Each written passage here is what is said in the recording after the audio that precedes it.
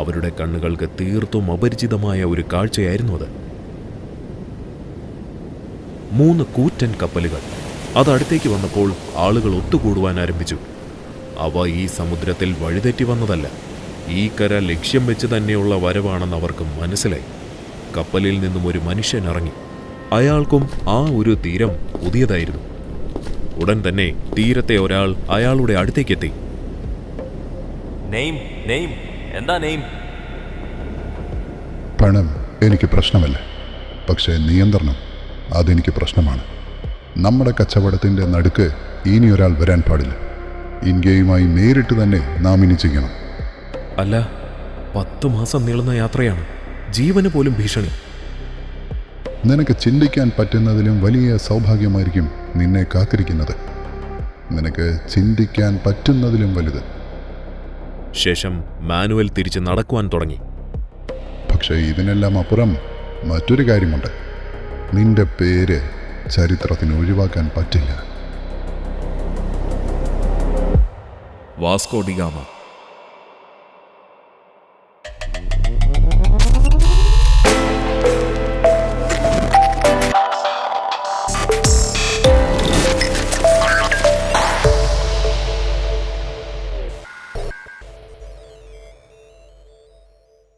കോഴിക്കോട് അന്ന് വെറുമൊരു സ്ഥലമായിരുന്നില്ല, അത് ലോകത്തിന്റെ ഒരു ജീവനുള്ള വിപണിയായിരുന്നു. നൂറ്റാണ്ടുകളായി അറബികൾ അവിടെ വ്യാപാരം നടത്തിയിരുന്നു. സ്വർണം, പട്ട്, സുഗന്ധദ്രവ്യങ്ങൾ ഇവയെല്ലാം അതിലൂടെയായിരുന്നു ഒഴുകിയിരുന്നത്. ഇതിനെല്ലാം ഉപരിയായി ഒരു സാമൂതിരിയും അവിടെ ഉണ്ടായിരുന്നു. വിദേശികളുടെ മുന്നിൽ തലകുനിക്കാത്ത ഒരു ഭരണാധികാരി. വാസ്കോ ഡി ഗാമയും സാമൂതിരിയെ കാണുവാനായി എത്തി. വലിയ ഒരു കെട്ട് സമ്മാനങ്ങളുമായാണ് ഗാമ എത്തിയത്. സാധാരണ അവർ നൽകാറുള്ളതിനേക്കാൾ വലിയൊരളവായിരുന്നു അവ. എന്നാൽ ഗാമ പ്രതീക്ഷിച്ച ഒരു പ്രതികരണമായിരുന്നില്ല അയാൾക്ക് ലഭിച്ചത്. ആ കാഴ്ച കണ്ട് കൊട്ടാരത്തിലെ എല്ലാവരും ഒന്ന് നിശബ്ദരായി. ചിലർ അടക്കി ചിരിക്കുവാനും തുടങ്ങി. അതിനൊരു കാരണവുമുണ്ടായിരുന്നു. വ്യാപാരികൾ സ്വർണവും അപൂർവ നിധികളും രാജാവിന് കാഴ്ചവെക്കുന്ന സ്ഥലമായിരുന്നു അത്. അതിന്റെ ഇടയിലാണ് വാസ്കോയുടെ ഈ ബാലിശമായ സമ്മാനങ്ങൾ. പക്ഷേ സാമൂതിരി അത് ഏറ്റുവാങ്ങി. കച്ചവടം ചെയ്യാനുള്ള അനുവാദവും വാസ്കോയ്ക്ക് നൽകി. പക്ഷേ ഒരു ഫാക്ടറി തുടങ്ങാനുള്ള കരാർ വയ്ക്കുവാൻ സാമൂതിരി തയ്യാറായിരുന്നില്ല. വാങ്ങുവാനും വിൽക്കുവാനുമുള്ള വാക്കാലുള്ള സമ്മതം മാത്രമാണ് അവർക്ക് ലഭിച്ചത്. ആ സമ്മതം അവിടെ വെച്ചുണ്ടായ അവഹേളനത്തേക്കാൾ ചെറുതായിരുന്നു. അത്തരമൊരു ബഹുമാനക്കുറവ് അയാളുടെ ജീവിതത്തിൽ അനുഭവിച്ചിരുന്നില്ല.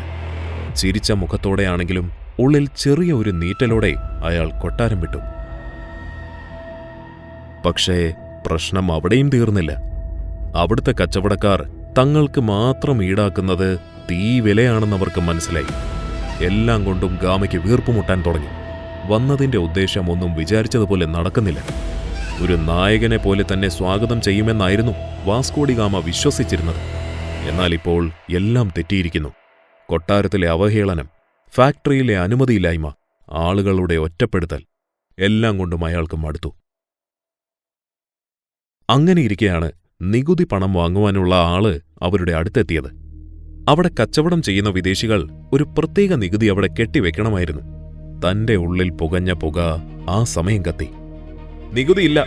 എന്തിനാണ് നികുതി? ഞങ്ങൾ വാങ്ങുന്ന തീ വില കൂടാതെ ഇനി നികുതി കൂടി തരണമെന്നോ? വാസ്കോ ഡി ഗാമ നികുതി അടയ്ക്കുന്ന പ്രശ്നമില്ല. ഗാമയുടെ ആ നീക്കം സാമൂതിരിയെ ഒന്ന് ഞെട്ടിച്ചു. ഇവിടെ വരുന്ന ഒരു വിദേശിയും ഇത്തരത്തിൽ പെരുമാറിയിട്ടില്ല. അയാളിവിടെ കച്ചവടത്തിനല്ല വന്നത് രാജൻ, മറ്റെന്തോ ആഴമുള്ള ലക്ഷ്യങ്ങൾ അയാൾക്കുണ്ട്. എന്ത്? അറിയില്ല. ഒന്നറിയാം, വെറും ഒരു കച്ചവടത്തിനു വേണ്ടിയല്ല 7 കടലും താണ്ടി അവർ വന്നത്. അവനെ മുളയിലേ നുള്ളുന്നതാണ് നല്ലതെന്ന് എനിക്ക് തോന്നുന്നു. അറബ് വ്യാപാരികളുടെ ആ സംശയം ചെറിയ ഒരു ഭയത്തിൽ നിന്നുകൂടിയാണ് വന്നത്. കാരണം അതുവരെയും അറബ് വ്യാപാരികളുടെ കൈവശമായിരുന്നു അവിടുത്തെ കച്ചവട ശൃംഖല. വാസ്കോ ഡ ഗാമ അവർക്കൊരു ഭീഷണിയാകുമെന്നവർക്ക് തോന്നിയിരുന്നു. അങ്ങനെ അറബ് വ്യാപാരികളുടെ സ്വാധീനവും നിയമവിരുദ്ധ നീക്കങ്ങളും കാരണം സാമൂതിരി അത് തീരുമാനിച്ചു. ഗാമയ്ക്ക് നൽകിയ അനുമതി പിൻവലിച്ചു. അവർക്ക് നൽകിയ പരിഗണനകൾ പിൻവലിച്ചു. ഗാമയും ഇത് പ്രതീക്ഷിച്ചതാണ്.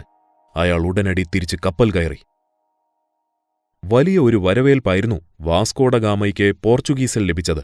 പക്ഷേ അയാൾക്ക് സന്തോഷിക്കുവാൻ കഴിയുന്നുണ്ടായിരുന്നില്ല. അയാളുടെ മുഖത്തെ ഭാവവ്യത്യാസം രാജാവായ മാനുവൽ മനസ്സിലാക്കി. നമ്മൾ വിചാരിച്ചതിലും അതിസമ്പന്നരാണവർ. ചെന്നിറങ്ങിയപ്പോൾ മുതൽ പ്രശ്നങ്ങൾ മാത്രമേ ഉണ്ടായിട്ടുള്ളൂ. നേരായ വഴിയിലൂടെ നമുക്ക് കച്ചവടം ചെയ്യാൻ കഴിയില്ല. ആക്രമണം ഇപ്പോൾ വേണ്ട. ഒരു തവണ കൂടി നമുക്ക് അവർക്കൊരവസരം നൽകാം. നീ തൽക്കാലം വിശ്രമിക്കേ. അങ്ങനെ മാനുവലിന്റെ നിർദ്ദേശപ്രകാരം മറ്റൊരാൾ ഇന്ത്യയിലേക്ക് പുറപ്പെട്ടു. Pedro Alvares Cabral. അവർ തീരത്തെത്തിയ വിവരം ഉടൻ തന്നെ സാമൂതിരിയിലേക്കെത്തി. അവർ തിരിച്ചെത്തി രാജാവേ, ഇത്തവണ കൂടുതൽ കപ്പലുകളുമായി. സാമൂതിരി നിശബ്ദമായി ശ്രദ്ധിച്ചു. അവർ സാധനങ്ങൾ കൊണ്ടുവരുമോ? കൊണ്ടുവരും. അവർ വ്യാപാരം ചെയ്യാൻ ആഗ്രഹിക്കുന്നുണ്ടോ? ഉണ്ട്. അപ്പോൾ അവർ വ്യാപാരം ചെയ്യട്ടെ. അദ്ദേഹത്തിന്റെ ശബ്ദത്തിൽ ഒരു പിരിമുറുക്കവും ഉണ്ടായിരുന്നില്ല.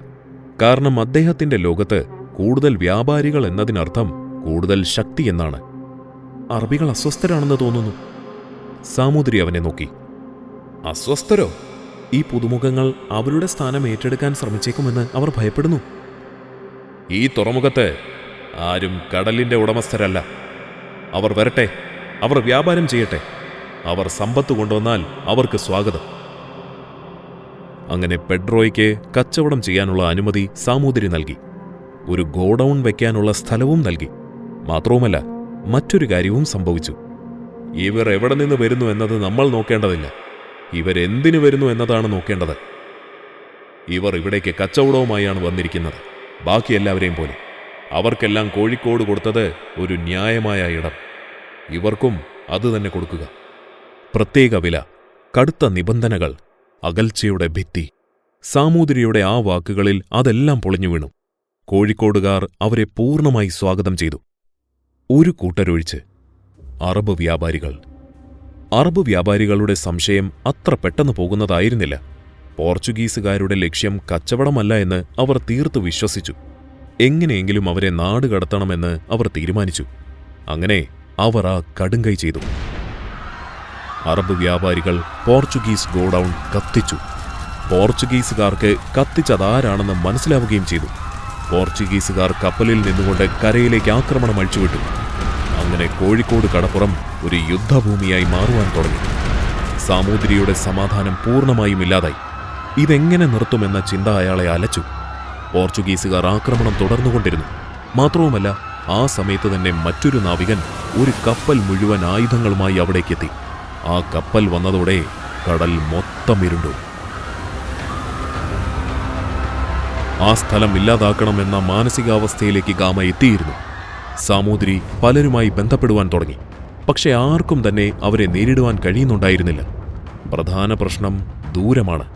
കടലിൽ വളരെയധികം ദൂരം നിന്നുകൊണ്ടാണ് അവരുടെ ആക്രമണം. വേറെ ഏതെങ്കിലും രീതിയിൽ വേണം അവരെ തിരിച്ചാക്രമിക്കാൻ. അങ്ങനെ അവർ അതിനായി ഒരു യോഗം കൂടി. പലരും പല അഭിപ്രായങ്ങളും പറഞ്ഞു. പീരങ്കികൾ ഉപയോഗിക്കാം, തോക്കുകൾ ഉപയോഗിക്കാം, അങ്ങനെ. പക്ഷേ ഓരോ വാക്കും കേൾക്കുമ്പോൾ സാമൂതിരിയുടെ മുഖം ഒന്നുകൂടി ഇരുണ്ടു. ഇതൊന്നും ഒരു ഉത്തരമല്ല എന്ന് അദ്ദേഹത്തിന് അറിയാമായിരുന്നു.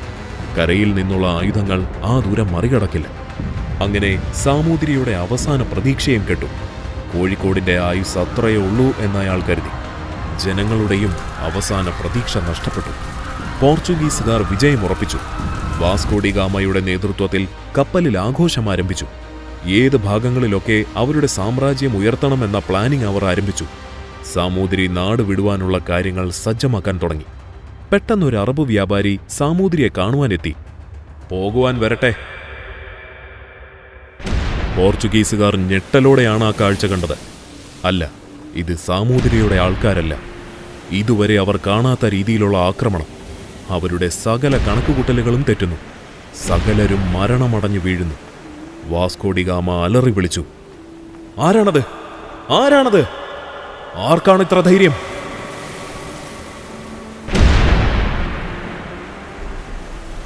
അപ്രതീക്ഷിതമായ ആ ആക്രമണത്തിന് പോർച്ചുഗീസുകാർ തയ്യാറായിരുന്നില്ല.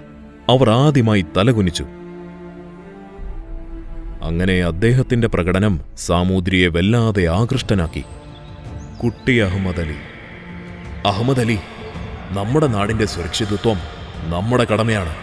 ഇനി ഒരു ശത്രു പോലും കടൽ മാർഗം വഴി നമ്മുടെ തീരത്ത് വരരുത്.